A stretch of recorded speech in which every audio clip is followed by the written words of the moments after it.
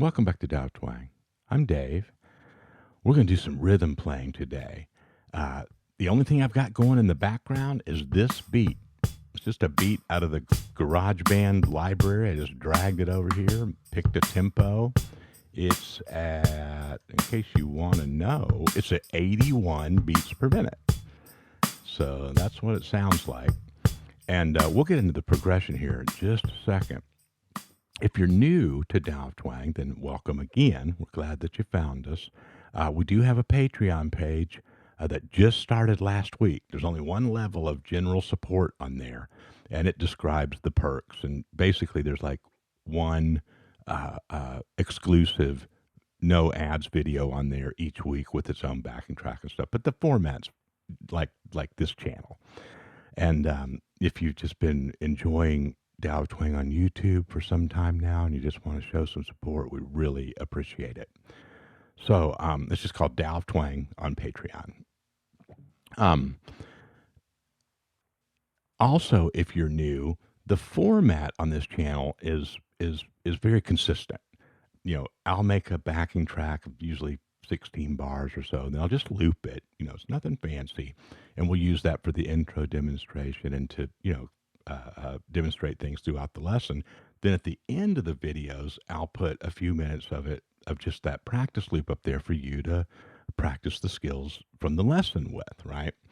And so what's been happening though is a lot of folks are like, "Hey, talk about that backing track, you know, that chord, that groove, right?" And I guess I'm kind of anxious to get to the soloing part or something or whatever. So I put all that together and then we use it for that purpose that I just described, but maybe don't talk about it that much, right? So today we're just going to break one down, and let's jump right in here. Now it's B. It's in B. Yeah, B major. So it starts on B. Now this is probably not the exact beat in this loop every measure, but most of these things you can just jump in wherever you want. B, E, C sharp minor, E.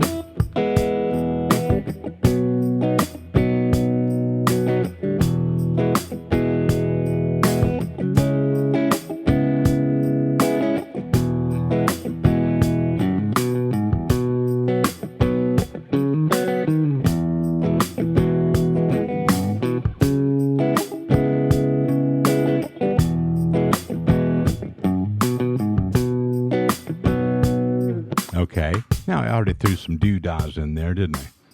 So let's turn this off and let's just look at this. Now it's mostly, it's bar chords, right? Now, I don't know how,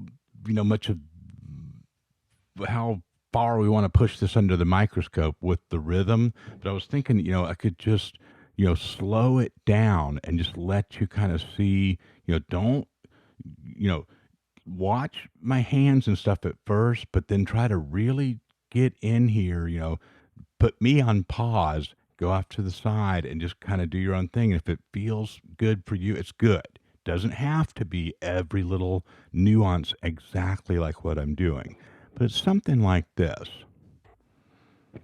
I'm just going to stay on one chord.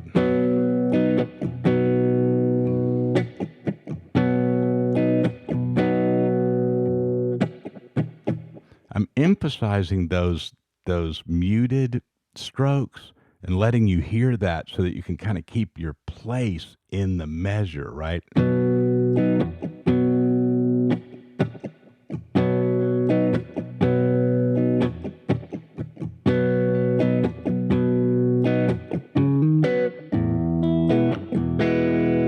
Now, when I go to that E, I'm doing a little lick. I'm going to go ahead and put some of the licks in here because that's what kind of helps create the groove, right? You can just strum it like that too. You could put this on and go.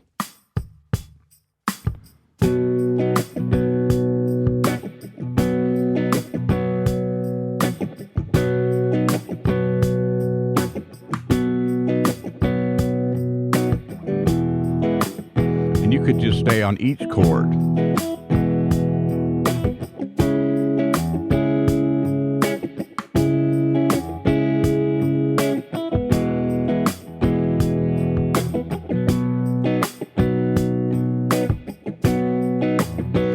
See, we've already come up with like 3 more songs now, right? We could literally just change the durations of how long we're holding these chords and have a whole new, piece of music, right? This is really fun once you start to get in here and get creative with it. So warm up like that and just go back and watch that portion that I just did and play along with that and just see if you can get locked into that and slow it down. Now I'm going. Now, if you hear more than one note, the first time I went, okay, and I'm just hitting that open E for the first E. Okay, that's a good kind of tip right there. Is if you're rushing down to the chord and it's interfering with the groove, just nail that root note.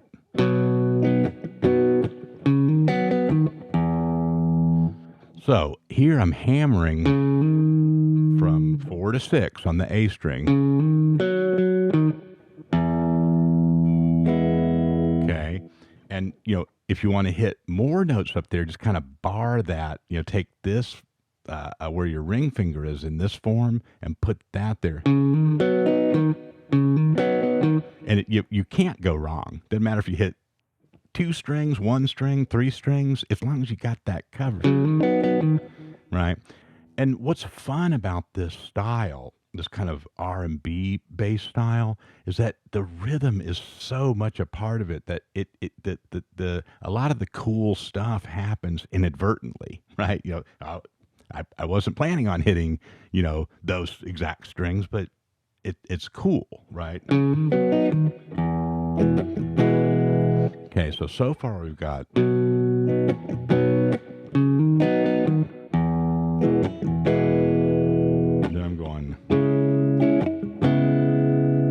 that's a nice little easy thing to do right there that adds a lot is I'm playing a full minor bar chord right there rooted on that C sharp and then lifting my pinky, changing it to a C sharp minor 7.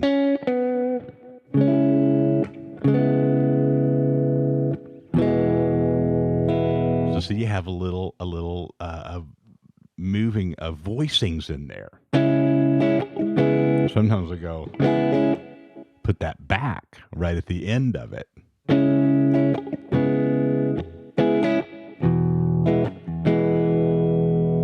that cool? That's pretty simple. I like stuff like that. That's not, but when you listen to it, you might, it kind of, eludes you. Like, wait, what was that? Right? So let me.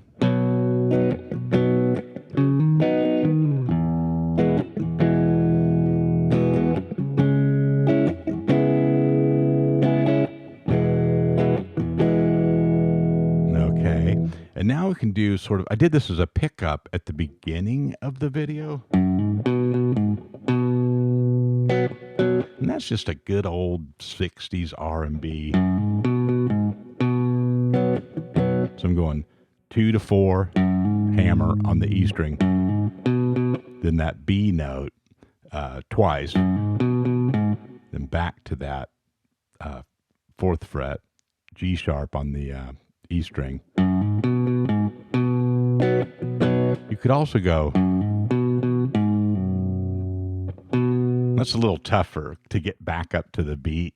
So, again, once you get going, if your ear hears a little something extra, a little extra move in there, just let it happen, right? The important thing is to get back on the top of the beat each time, each measure, and then take that concept and get it to the groove that's more the sum of the measures, right? And the cadence that goes through the progression.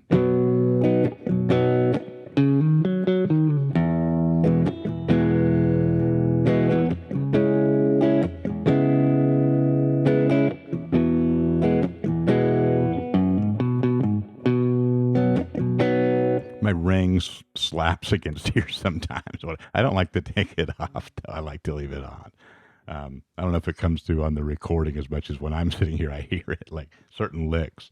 Um, so, other couple of other little ideas here, and then we'll get you practicing this. So, um, let's go. Let me just play through it.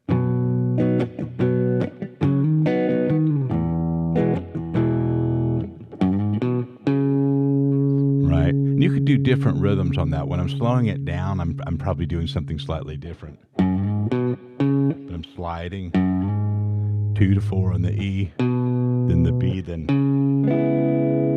it's kind of a nice walk up to that C sharp minor, right?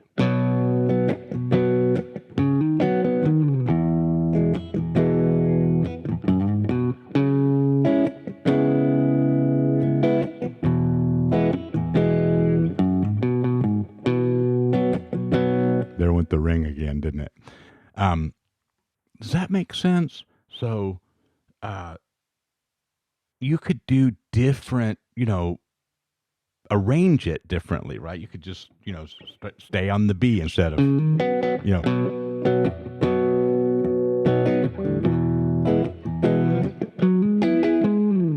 whoa, wait.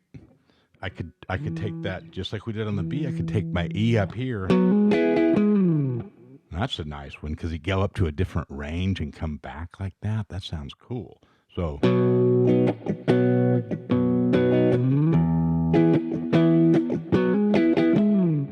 then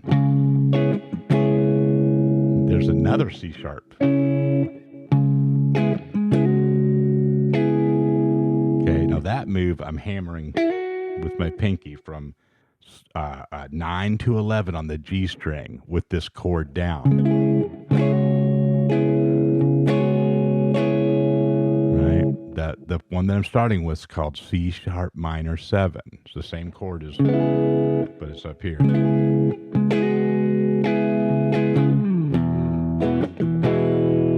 Now, see, I like that sound of going to different parts of the guitar and then kind of sliding. It's not that. It's not complicated, but it just takes a little practice to be able to switch the positions like that, right? All right. So that routine could look something like this.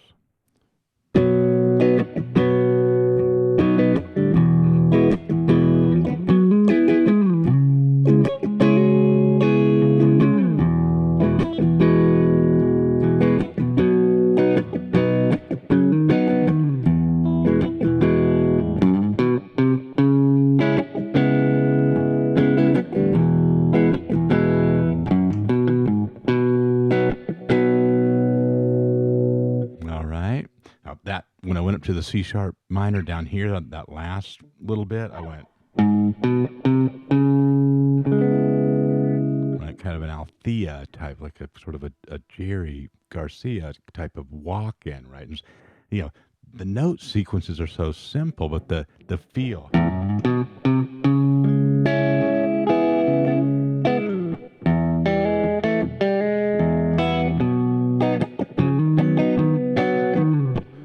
So there's other embellishments that you can do, fit that stuff in there, whatever you're working on, but keep it in the middle of the road. I think it doesn't need to sound like me, and that's not really what you want ultimately. But what we all want is on stuff like this is to, when that beat comes back around, we want to be on it. We want to be in the groove, right? And that feeling when it happens. And that kind of perpetual motion, right? And this takes time. Be patient with yourself. You can't just write this down, how to do this stuff. Not this kind of thing. Just slow it down, take your time, and it'll happen. It takes work. Don't try to do it all in 1 or 2 days. Work on it for a while, then do some other stuff. Don't get aggravated, right? So I'm just going to put our beat back on and kind of take us out with a little bit more demonstration. Let me know how this goes. Check us out on Patreon if you like. Appreciate everybody's support. Talk to you soon.